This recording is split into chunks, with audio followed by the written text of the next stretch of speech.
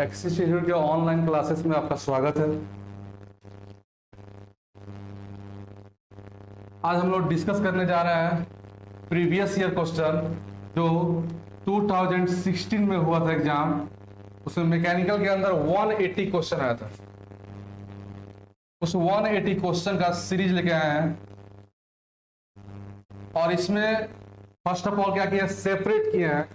सारे सब्जेक्ट के क्वेश्चन को एक मतलब पार्ट बाय पार्ट सेपरेट किया गया है और सेपरेट करने के बाद डिस्कशन किया जा रहा है। मेन पर्पस क्या है कि सबको बेनिफिट मिले।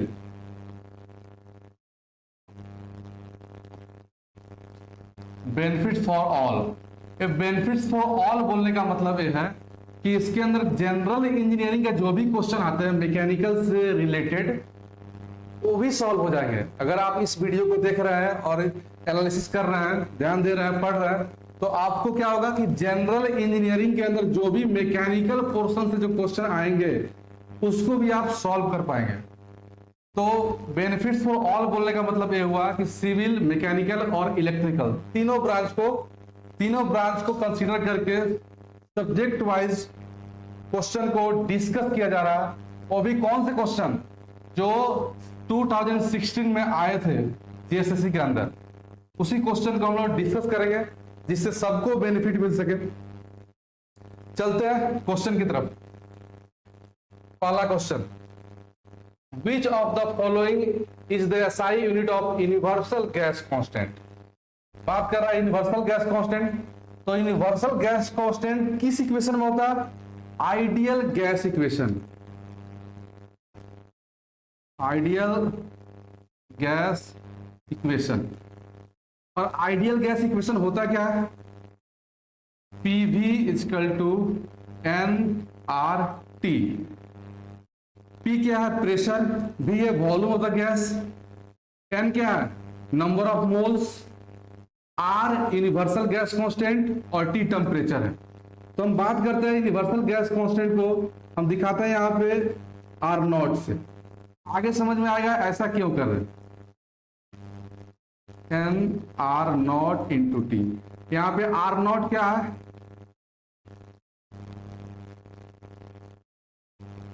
यूनिवर्सल गैस कांस्टेंट है। अब इसका यूनिट फाइंड आउट करना है, तो इस इक्वेशन को सॉल्व कीजिए। R0 इक्वल टू क्या हो जाएगा? PV upon NT। और P प्रेशर है और प्रेशर का SI यूनिट न्यूटन पर मीटर स्क्वायर होता है। वॉल्यूम का SI यूनिट मीटर क्यूब होता है। N क्या? नंबर ऑफ मोल, तो उसका यूनिट मोल ही हो जाएगा। और T क्या है? टेम्परेचर का SI यूनिट केल्विन हो जाएगा। अब इसको सब सॉल्व करेंगे हम लोग।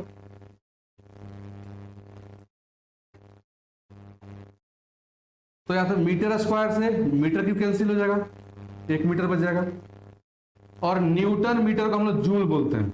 यहां से सॉल्व करने से इक्वेशन क्या है? Newton metre upon mole kelvin.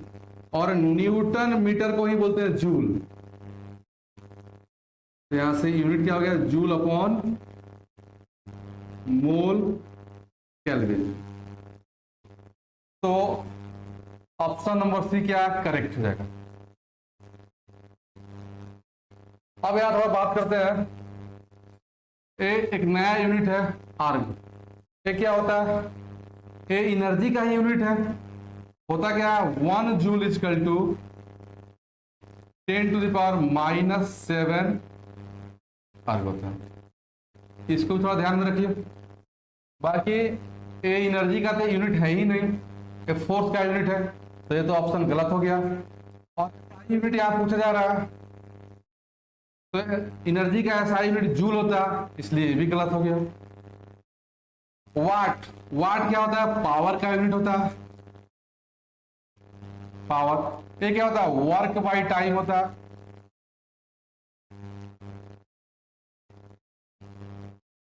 Work by time होता है।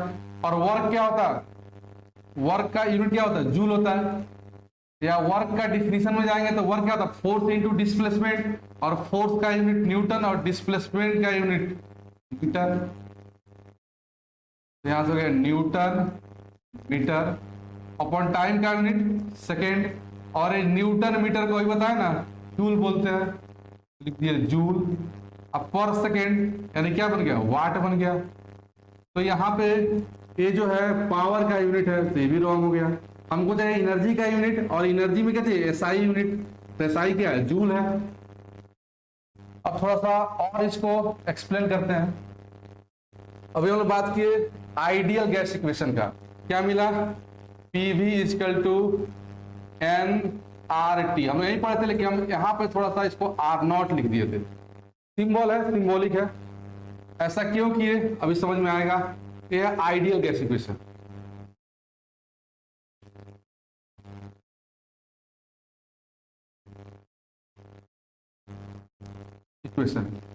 अब थोड़ा इसको चेंज करते हैं परफेक्ट गैस इक्वेशन में। तो एन जो है नंबर ऑफ मोल है, वो निकलता कैसे है, एम अपॉन एम। एम क्या है,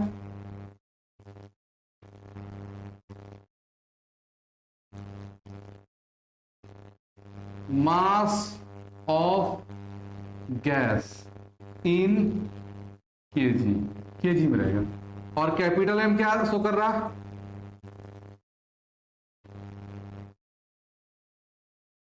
मॉलिक्यूलर वेट।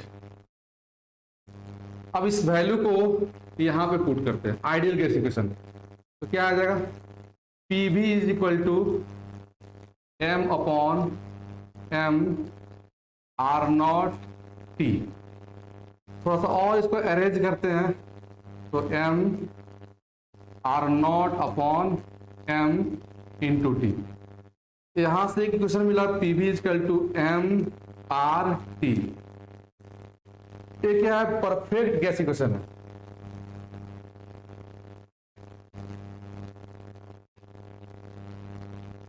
इक्वेशन यहां पे आर क्या है, आर नॉट अपॉन एम है, और आर का सिंबॉलिक नेम, आर को यहां पे बोल क्या देंगे, गैस कांस्टेंट है। तो इक्वेशन किसका, परफेक्ट गैस इक्वेशन है। अब परफेक्ट गैस बोलने का मतलब हुआ है डिफरेंट डिफरेंट गैस का हम यहां से गैस कांस्टेंट का वैल्यू निकाल सकते हैं। अच्छा, यूनिवर्सल गैस कांस्टेंट का वैल्यू कितना होता है, अगर हम बात करें आर नॉट का वैल्यू कितना होता है, कैसे निकालता। तो आइडियल गैस इक्वेशन को सॉल्व करते हैं, क्या मिलेगा यहां से, P V upon N T. ये आर क्या, यूनिवर्सल गैस कांस्टेंट है। प्रेशर, एटमॉस्फेरिक प्रेशर, और कितना होता है एटमॉस्फेरिक प्रेशर कितना होता है, 1 बार। तो उसको पास्कल में चेंज कर दिए, 1 बार को पास्कल में चेंज कर, तो क्या हो जाएगा 1 इंटू 10⁵ पास्कल। भी क्या है, वॉल्यूम ऑफ द गैस। तो एक एटम गैस का वॉल्यूम होता है 22.7 मीटर क्यूब। एन क्या है, नंबर ऑफ मोल, ये तो 1 ही हो गया। और टी क्या है, टेम्परेचर है 0 डिग्री सेल्सियस, उसको चेंज करिए 273 केल्विन। अब इसको सॉल्व करेंगे तो आएगा 8314। इसका यूनिट हो जाएगा जूल, अभी बताया जूल मोल केल्विन। ये किसका वैल्यू है, आर नॉट का वैल्यू है, मतलब यूनिवर्सल गैस कांस्टेंट का वैल्यू है। आर नॉट क्या है,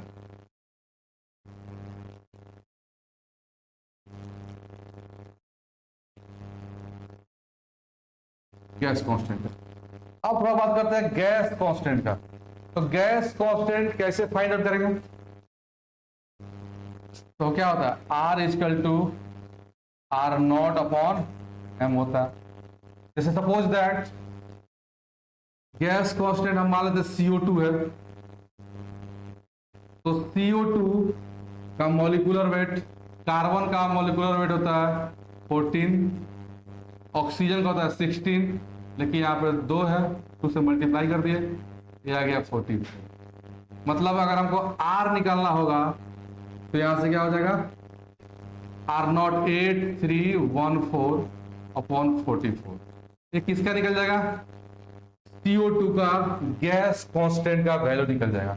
अब थोड़ा सा यूनिट में भी बात कर लेते हैं। यूनिट किसका, गैस कांस्टेंट का। तो PV इजकल टू MRT है, तो R इजकल टू PV/RT हो जाएगा। प्रेशर का यूनिट वही SI यूनिट न्यूटन पर मीटर स्क्वायर।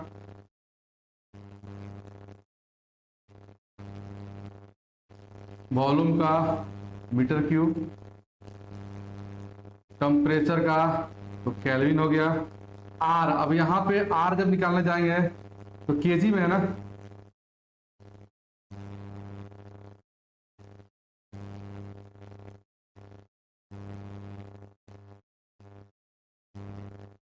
यहां से कैंसिल होगा, मीटर आएगा। यहां से निकला न्यूटन, मीटर, केजी, केल्विन, और ये न्यूटन मीटर क्या हो गया, जूल हो गया, तो जूल पर केजी केल्विन। ये गैस का गैस कांस्टेंट आर का SI यूनिट है।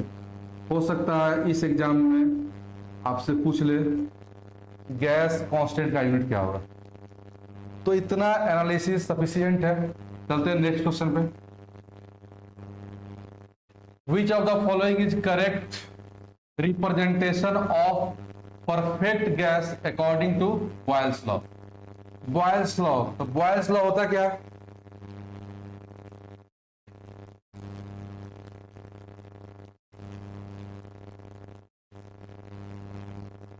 Boyle's law में कहता है in this process temperature is constant।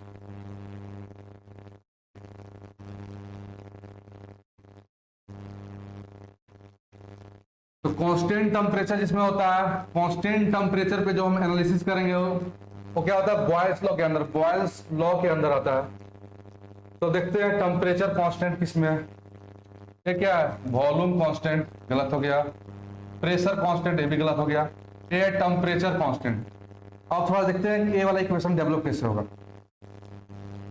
तो अभी हमने पढ़े ना perfect gas equation, PV is equal to MRT। M और R तो कांस्टेंट है क्योंकि मास है और गैस कांस्टेंट है, और बॉयल्स लॉ के अनुसार टेम्परेचर भी कांस्टेंट है। तो पूरा टर्म कांस्टेंट हो गया, PV इजकल टू कांस्टेंट हो गया। तो यहां से लिख सकते हैं P1 V1 is equal to P2 V2, और यहां से इक्वेशन निकल जाएगा P2/P1 है ना, P2/P1। अगर कुछ गलत है सॉल्व कर रहे हैं तो P1/P2 आ रहा और इधर से V2/V1 आ रहा। ये दोनों में इनवर्सली प्रोपोर्शनल का रिलेशन है, और यहाँ ऑप्शन में डायरेक्टली प्रोपोर्शनल लग रहा, मिसप्रिंट है। यहाँ होगा P1 और ये होगा P2, तब जाके ऑप्शन नंबर C करेक्ट होगा। थोड़ा सा और इसको एनालिसिस करते हैं। एक होता है चार्ल्स लॉ, बॉयल्स लॉ था, एक चार्ल्स लॉ था।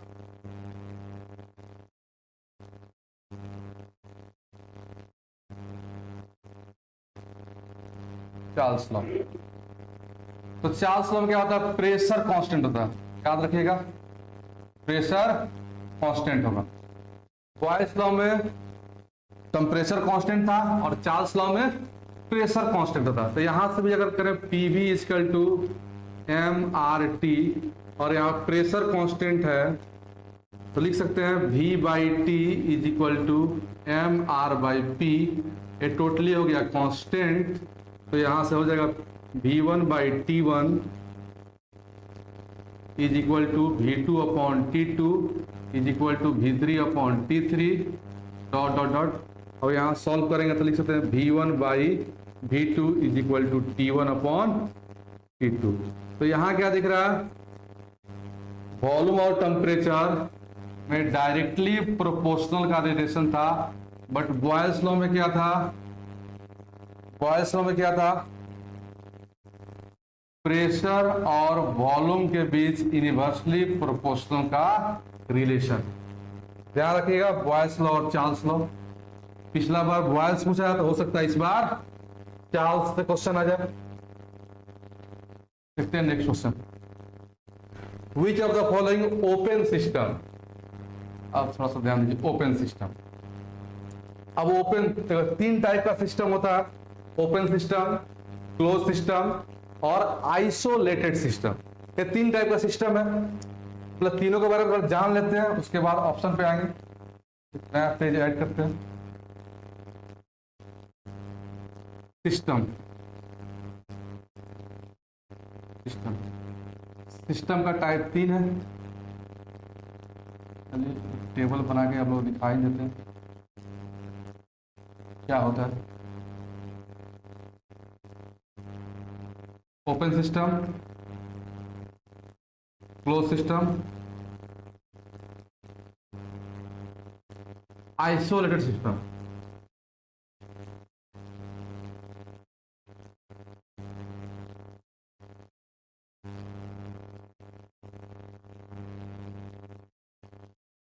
मास,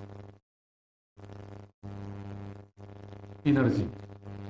तो ओपन सिस्टम किसको बोलेंगे? जिसमें मास और एनर्जी दोनों का ट्रांसफर होता है, उसको बोलते हैं ओपन सिस्टम। एक ऐसा सिस्टम जिससे अंदर मास भी फ्लो करे और एनर्जी भी फ्लो करे।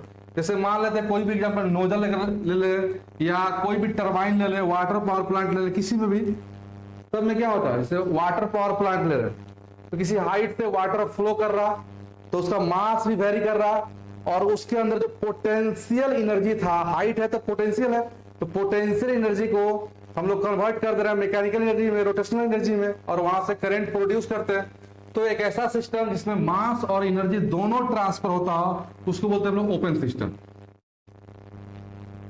दूसरा क्लोज सिस्टम, जिसमें मास का ट्रांसफर नहीं हो, केवल एनर्जी का ट्रांसफर हो, उसको बोलते हैं ओपन सिस्टम। जैसे सिलेंडर पिस्टन अरेंजमेंट ले लें और उसमें भाल्व नहीं हो, without valve, without valve cylinder piston arrangement है तो कंप्रेस्ड करेंगे, इसमें फायर होगा, आग लगेगा तो हीट का तो ट्रांसफर होगा, हीट का ट्रांसफर होगा। तो हीट क्या है? एनर्जी है, तो एनर्जी का ट्रांसफर होगा कि भाल्व नहीं है तो मास का ट्रांसफर नहीं होगा। तो क्या बोलेंगे इसको? क्लोज सिस्टम बोलेंगे। एक ऐसा सिस्टम जिसमें मास का ट्रांसफर नहीं हो, केवल एनर्जी का ट्रांसफर हो, उसको बोलते हैं ओपन सिस्टम।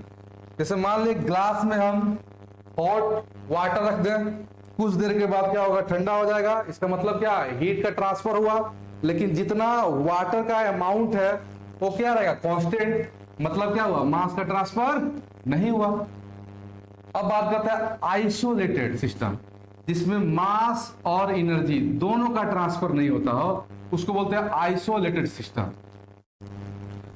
तो इसका परफेक्ट एग्जांपल नहीं है, लेकिन कुछ देर के लिए हम लोग बोल सकते हैं कि थर्मस जो है इसका एग्जांपल है आइसोलेटेड सिस्टम का। क्योंकि अगर थर्मस के अंदर जितना अमाउंट ऑफ मिल्क रखेंगे, हॉट मिल्क रख रहे हैं, गर्म दूध रख रहे हैं, तो जितना अमाउंट रखेंगे वो भी कांस्टेंट रहेगा और जितना टेम्परेचर पर रखेंगे वो भी कांस्टेंट रहेगा। तो बोल सकते हैं थर्मस क्या है? कुछ देर के लिए परफेक्टली आइसोलेटेड नहीं होता, तो थर्मस क्या है? आइसोलेटेड सिस्टम का एग्जांपल हो जाएगा। या आप बोल सकते हैं दूसरा एग्जांपल यूनिवर्स। यूनिवर्स क्या है? यूनिवर्स से बाहर ना मास जाएगा ना एनर्जी जाएगा, पूरा यूनिवर्स के अंदर ही रहेगा। कहीं भी जाएगा तो यूनिवर्स के अंदर ही होगा। तो यूनिवर्स को भी बोल सकते हैं यूनिवर्स कैसा है? आइसोलेटेड है।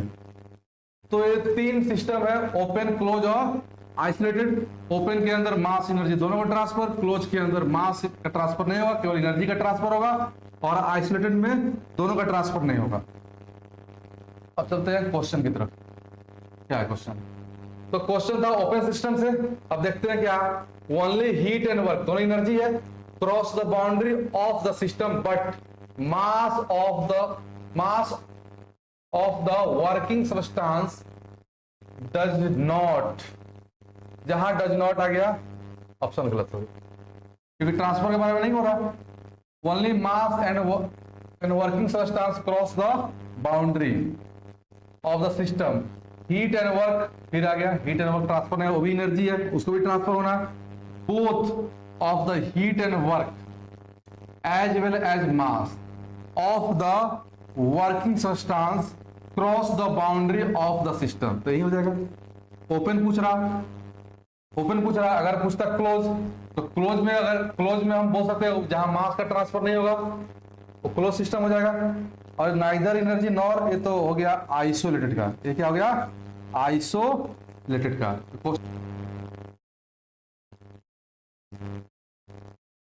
Next, which of the following basis of the measuring thermodynamics properties of the temperature। अब टेम्परेचर के बारे में बात कर रहा, तो इसके पीछे बहुत ही इंटरेस्टिंग कहानी है। हुआ क्या था, साइंटिस्ट लोग पहले फर्स्ट लॉ बना लिया, सेकेंड लॉ का भी इन्वेंशन कर लिया, बट टेम्परेचर के बारे में कोई लॉ नहीं दिया, इसलिए काउंटिंग को जीरो से काउंट करना शुरू कर दिया। पहले फर्स्ट लॉ हो गया था, सेकेंड लॉ बन चुका था, उस पर हम लोग एनालिसिस कर रहे थे, बट टेम्परेचर के बारे में कोई लॉ नहीं दिया, इसलिए काउंटिंग 1 2 से हटा के जीरो से, जीरो, फर्स्ट, सेकेंड और फिर आया थर्ड। तो टेम्परेचर के बारे में लॉ दिया गया जीरोथ लॉ। जीरोथ लॉ किसको दिखाता है? टेम्परेचर के बारे में। और उसका एनालिसिस क्या था जीरोथ लॉ का? एक्चुअल में आते हैं एकदम बेसिक लैंग्वेज पे, वो नहीं जाएंगे कि दो बॉडी थर्मल इक्विलिब्रियम में, तीसरे बॉडी के रिस्पेक्ट में, तो तीनों बॉडी आपस में थर्मल इक्विलिब्रियम को अचीव कर लेगा। ये तो किताबी लैंग्वेज हो गया, लेकिन होता क्या, बस इसका कंक्लूजन एक ही है जीरोथ लॉ का। क्या है कंक्लूजन? कि टेम्परेचर हायर से लोअर की तरफ फ्लो कर, टेम्परेचर हायर से लोअर की तरफ फ्लो करता बिना कोई एक्सटर्नल एनर्जी यूज किए। कोई एनर्जी यूज नहीं कर रहे हैं, फिर भी कोई डिवाइस यूज नहीं कर रहे हैं, फिर भी क्या टेम्परेचर हायर से लोअर की तरफ फ्लो कर रहा है। जैसे मान लें कप में चाय रखे हैं, कुछ देर बाद ठंडा हो जाएगा, तो कप का टेम्परेचर ज्यादा है एटमॉस्फेयर के रिस्पेक्ट में, तो सारा का सारा टेम्परेचर कहां के चला गया? एटमॉस्फेयर में। कुछ देर के बाद दोनों का टेम्परेचर बराबर होगा, जितना चाय का टेम्परेचर होगा उतना ही एटमॉस्फेयर का टेम्परेचर होगा। तो बस यही है जीरोथ लॉ कि टेम्परेचर हायर से लोअर की तरफ फ्लो करता है, इसमें नया कुछ नहीं है। अब बात करते हैं फर्स्ट लॉ के बारे में। फर्स्ट लॉ क्या? एक सिस्टम बनाते हैं, अभी पढ़े ना, तीन तो सिस्टम पढ़े, उसमें से कोई भी एक सिस्टम है, सिस्टम है। सराउंडिंग से, सिस्टम के बाहर क्या? सराउंडिंग है, और सिस्टम जिससे सेपरेट होगा बाउंड्री है। तीन चीजें हैं, सिस्टम, सराउंडिंग और बाउंड्री। तो ये बाहर क्या? बाहर क्या? सराउंडिंग है,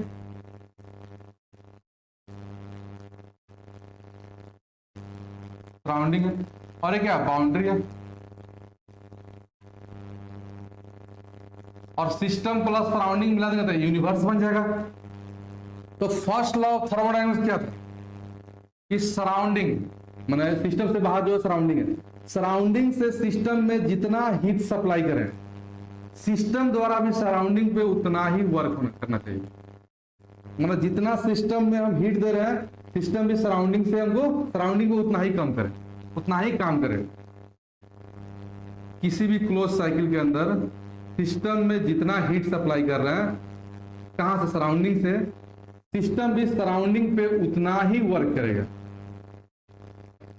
यही है first law of thermodynamics. But ऐसा होता नहीं है, कुछ इंटरनल एनर्जी के रूप में लॉसेस होता है, और एप्लीकेशन में हम लोग यूज करते हैं फर्स्ट लॉ ऑफ थर्मोडायनेमिक्स से, इंटरनल एनर्जी प्लस वर्क। मतलब जितना हीट दिए वो सारा का सारा वर्क में कन्वर्ट नहीं हो रहा, कुछ लॉस हो रहा इंटरनल एनर्जी के रूप में। ठीक है, तो यहाँ पे हम एनर्जी बैलेंस कर रहे हैं, इनपुट इक्वल टू आउटपुट। तो इनपुट क्या दे रहे थे? हीट, और हीट से क्या होना चाहिए था? वर्क, बट एक कुछ लॉस हो रहा, यहाँ इंटरनल एनर्जी के रूप में कुछ लॉस हो रहा, उस लॉस को भी ऐड करेंगे तो जितना हीट सप्लाई करेंगे उसके बराबर हो जाएगा। तो यही था first law of thermodynamics. Second law आगे पढ़ेंगे, करेंगे डिस्कस। उसमें दो साइंटिस्ट लोग थे, केल्विन प्लैंक्स और क्लॉसियस, उस पर बात करेंगे, आगे क्वेश्चन मिलेगा। तो यहाँ पे टेम्परेचर के बारे में क्या आ जाएगा? जीरोथ लॉ आ जाएगा। Next question, which of the following thermodynamics process approximate the, यहाँ देखिए steaming of food pressure cooker में। क्या कर रहे हैं, प्रेशर कुकर में हम लोग क्या बना रहे हैं, स्टीम बना रहे हैं। तो किस प्रोसेस पे बेस्ड होगा, तो कितना टाइप का प्रोसेस होता है, थोड़ा उसको डिस्कस करते हैं। ठीक है, पहले बात करते हैं आइसोथर्मल के बारे में। चार ही प्रोसेस बेसिकली है।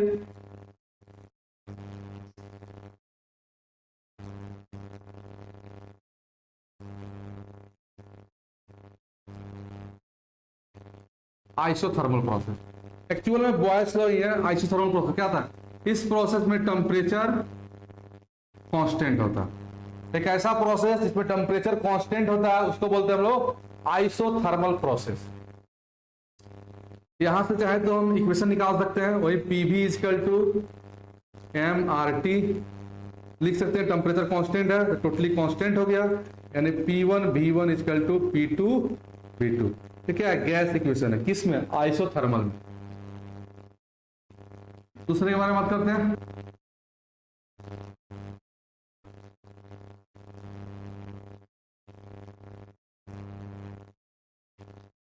आइसोबारिक प्रोसेस, इस प्रोसेस में क्या होता है, प्रेशर कांस्टेंट होता है।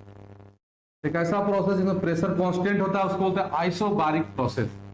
Same equation, P V is equal to M R T, constant क्या, प्रेशर, तो लिख सकते हैं V by T is equal to M R by P.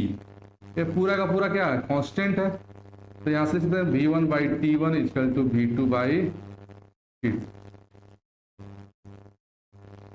तीसरी तरफ बढ़ते हैं, आइसोकोरिक।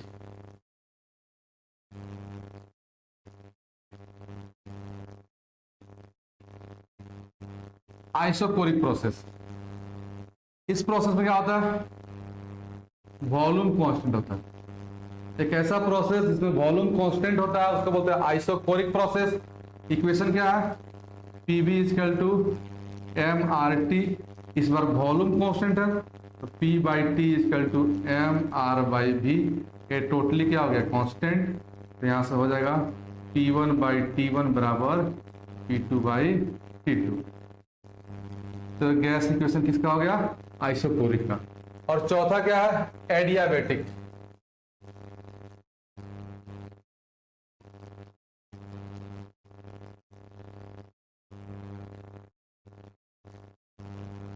एडियाबेटिक या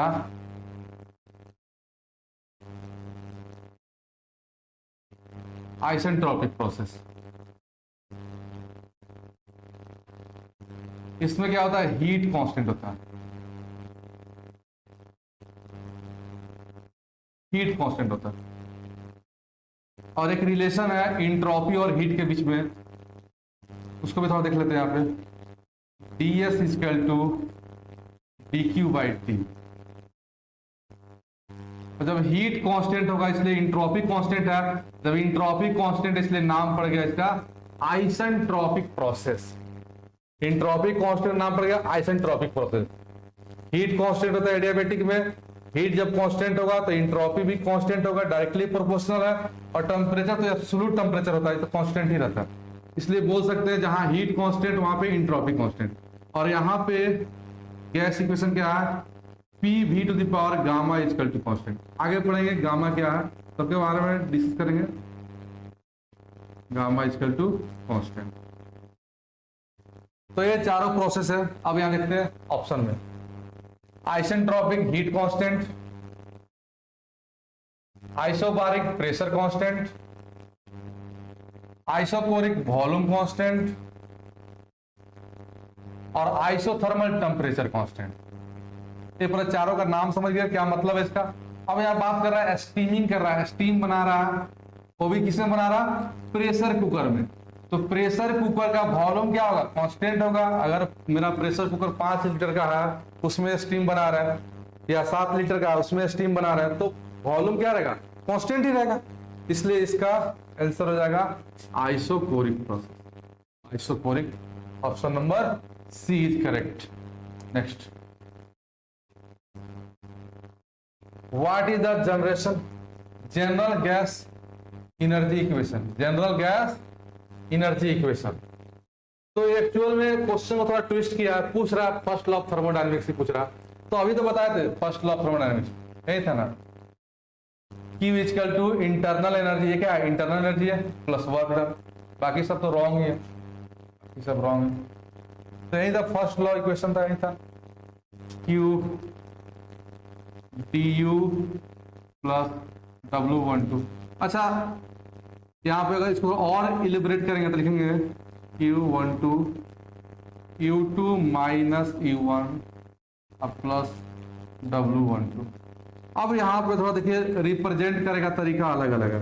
हीट को हम ऐसे नहीं लिख सकते हैं Q2 माइनस Q1, ये गलत हो जाएगा। या वर्क को भी W2 माइनस W1 नहीं लिख सकते। क्यों नहीं लिख सकते हैं? क्योंकि हीट और वर्क, हीट एंड वर्क क्या है, पाथ फंक्शन है। क्या है? पाथ फंक्शन है। तो पाथ को हम लोग हमेशा पाथ से ही रिप्रेजेंट करेंगे, उसको पॉइंट से रिप्रेजेंट नहीं कर सकते हैं। तो हीट और वर्क पाथ फंक्शन, बाकी कुछ भी पूछे यहां से क्वेश्चन बनता है, 4 ऑप्शन दे देगा, इसमें से कौन सा पाथ फंक्शन है, थोड़ा ध्यान दीजिएगा। हीट और वर्क ही पाथ है, बाकी सारा का सारा पॉइंट फंक्शन है। चलते हैं नेक्स्ट क्वेश्चन पे। हाँ, एक क्वेश्चन आ गया, नोजल का इक्वेशन दिखाना है।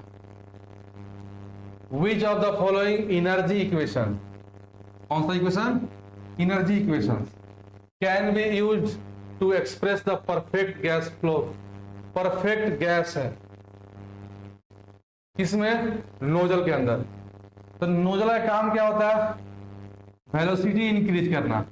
तो वेलोसिटी जब इंक्रीज करेगा तो कुछ ना कुछ डिक्रीज करेगा। तो क्या डिक्रीज करता है, प्रेशर। नोजल के अंदर प्रेशर ड्रॉप करता है और वेलोसिटी इंक्रीज होता है। थोड़ा इसको भी देख लेते हैं डिटेल में, पेज ऐड कर लेते हैं। ये क्या, कन्वर्जिंग डाइवर्जिंग नोजल बनाते हैं। एक कन्वर्जिंग डाइवर्ज, और यहां से कंट्रोल वॉल्यूम 1 लेते हैं, इनलेट है, और 2 क्या, एग्जिट है। और इसको करते हैं इंसुलेटेड। इंसुलेट करने का मतलब क्या हुआ, इसमें हीट का ट्रांसफर नहीं होगा। अगर इंसुलेट नहीं करेंगे तो इधर से जो स्टीम पास होगा वो क्या होगा, उसमें हीट का लॉस हो जाएगा। अब ये मान लेते हैं इनलेट है और यहां से एग्जिट कर रहा है। तो थोड़ा बात करते हैं एसटीडी फ्लो एनर्जी इक्वेशन का। स्टेडी फ्लो एनर्जी इक्वेशन होता क्या, तो सारा एनर्जी को जोड़ दीजिए जो भी उसके अंदर एनर्जी है। मान लेते कहीं हाइट से फ्लो कराएंगे तो उसके अंदर क्या होगा, पोटेंशियल एनर्जी। अगर हम बात करें यूनिट मास के लिए, यूनिट मास के लिए, तो पोटेंशियल एनर्जी क्या होता है, mgh। तो m तो 1 हो गया, तो gz1। आगे बात करते हैं काइनेटिक के बारे में। तो काइनेटिक क्या होता है, हाफ mv²। तो m तो 1 है, तो c1²/2 लिख दिए, प्लस स्टीम है, हीट उसके अंदर हीट भी होगा, हीट लिख दिए। किसी में भी सारा एनर्जी को लिख रहा है। प्लस क्या होता है, इंथैल्पी, या बोल सकते हैं internal energy plus flow work. Internal energy plus flow work, ये क्या है, पोटेंशियल एनर्जी। ये क्या है, काइनेटिक एनर्जी। ये हीट है और ये इंटरनल एनर्जी है और ये फ्लो वर्क।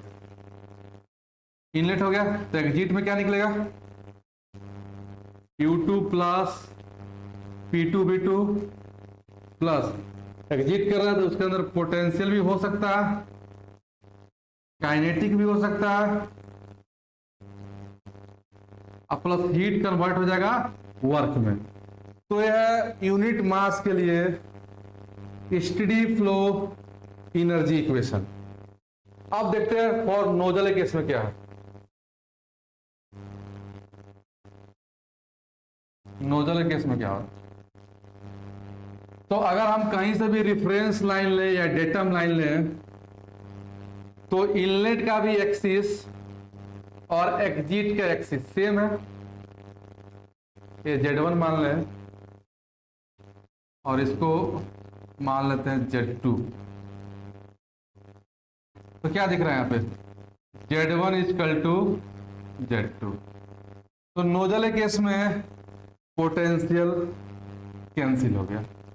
आगे चलते हैं। हीट का ट्रांसफर नहीं हो रहा क्योंकि क्या कर दिया, इंसुलेटेड कर दिया, तो हीट हो गया 0, तो हीट को भी कैंसिल कर दिया।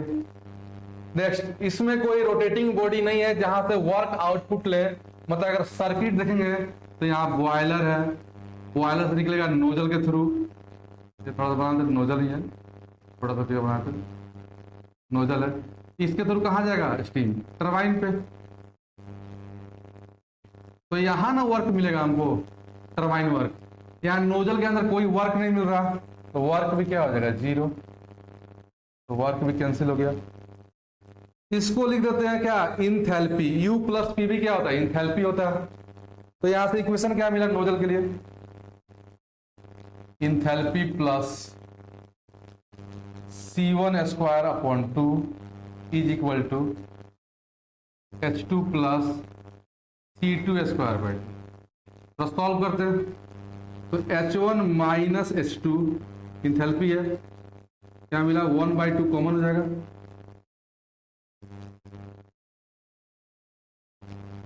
C2 square minus C1 square. अपना ऑप्शन चेक करते हैं क्या है नोजल के इसमें। तो H1 माइनस H2 आया क्या था मेरा, H1 माइनस H2, C2 पहले, ध्यान रखिएगा गलत हो गया, H1 माइनस C2 सही है, तीसरा में इंथैल्पी के बराबर, ये भी रॉन्ग है और ये भी रॉन्ग है, तो ऑप्शन नंबर बी करेक्ट हो जाएगा। Next, which of the following expansion representation through adiabatic index. अब बात कर दिया एडियाबेटिक इंडेक्स का, तो ध्यान दीजिए क्या है, एडियाबेटिक इंडेक्स को गामा से डिनोट करते हैं, और एक गामा होता है Cp अपॉन Cv, और एयर के लिए ये तो फॉर्मूला हो गया, एक होता है फॉर्मूला R क्या था, गैस कांस्टेंट, इसका फॉर्मूला Cp माइनस Cv, यार हो गया। तो यहाँ Cp Cv क्या है, थोड़ा उससे बात कर लेते हैं। Cp क्या है, specific heat at constant pressure, Cp है, और Cv क्या है, specific heat at constant volume. यहां दो दिखा, Cp एंड Cv। Cp क्या है, कांस्टेंट प्रेशर पे, और Cv लिखा हुआ, याद करने की जरूरत नहीं है, V लगाया था किस पे, कांस्टेंट वॉल्यूम पे, और P लगाया था कांस्टेंट प्रेशर पे। स्पेसिफिक हीट होता क्या है, तो यूनिट मास के अंदर, अगर यूनिट मास है उसका 1 डिग्री टेम्परेचर बढ़ाने के लिए जितना हीट का नीड होता है उसी को बोलते हैं स्पेसिफिक हीट। अगर कांस्टेंट प्रेशर पे उस बॉडी का टेम्परेचर 1 डिग्री बढ़ा रहा है तो उसको बोलते हैं Cp, और वॉल्यूम पे, कांस्टेंट वॉल्यूम पे उस बॉडी का 1 डिग्री टेम्परेचर बढ़ा रहे हैं तो उसका नाम है Cv। अब इस दोनों में रिलेशन क्या है, ये एडियाबेटिक इंडेक्स है, ये होता है Cp बाई Cv, और ये गैस कांस्टेंट, ये होता है Cp माइनस Cv। थोड़ा फॉर कुछ ये देख सकते हैं, वैल्यू फॉर एयर, Cp का वैल्यू होता है 1.008 किलो जूल पर केजी केल्विन। ये डायरेक्ट यूनिट, डायरेक्ट वैल्यू पूछा जा सकता है, या यूनिट भी पूछा जा सकता है, थोड़ा ध्यान दीजिएगा। Cv का वैल्यू होता है 0.728, कहीं लिखता है, कहीं 728, यही लीजिए, किलो जूल पर केजी केल्विन। ये Cp का वैल्यू है और ये Cv का वैल्यू है। इस दोनों का रेशियो क्या है, गामा। ये क्या होता है, Cp बाई Cv, और ये दोनों को डिवाइड कीजिएगा 1.008 अपॉन 0.728, ये वैल्यू आएगा 1.4। एयर के लिए गामा का वैल्यू 1.4 होता है। और आर क्या लिखा है, Cp माइनस Cv, और यहाँ से जब 1.008 माइनस 0.728 तो वैल्यू आएगा 0.287 किलो जूल पर केजी केल्विन। तो एयर का Cp, Cv और गामा और गैस कांस्टेंट, ये वैल्यू याद होना चाहिए, कभी भी एग्जाम में आ सकता है।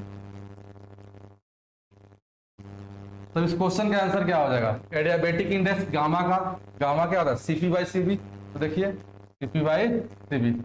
अब कभी क्लास लेंगे तो बताएंगे कि Cp हमेशा ग्रेटर देन होता है, लेकिन क्यों होता है इसके बारे में कभी करेंगे डिस्कस। अभी नेक्स्ट क्वेश्चन की तरफ बढ़ रहे हैं, बहुत सारा क्वेश्चन है।